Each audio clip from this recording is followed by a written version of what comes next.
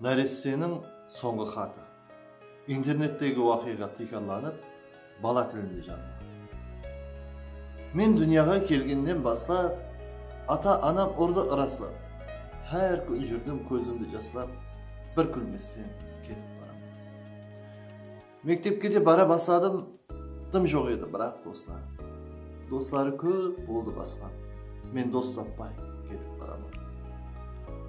Үйге барсам жегенім таяқ, әкем ұрды отырмай аяп, бетім тыртып, ақса да аяп, түзелместен кетіп барам.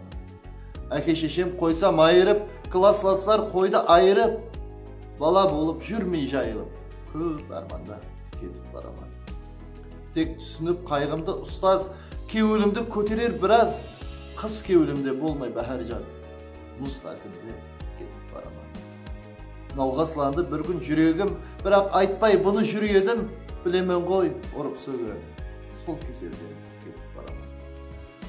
Классластар ұрып көшеде, жоқ бол арман, ақсақ дезеде, айта алмай әке шешем ішке түйіп кетіп барам. Әке шешем қабақ үйгені, тек бақырып мұшын түйгені, ядында жоқ, сылақ сүйгені, жүрек жылап кетіп барам. Өмірінен кеулі толмаған, жүрегінде қайғы орнаған, еш сырласа досты болмаған, мен бақытсыз солғы болам. Тұрсамдағы қаттыға жылап, жұбатпаған басымды сылап, сүйемін ау бәрібір бірақ, айта алмай кетіп барам. Осы менің ақырғы сөзім, әрман менен жұмылып көзім, сезінбестен бақыттың өзім, мәнзіліме жетіп барам.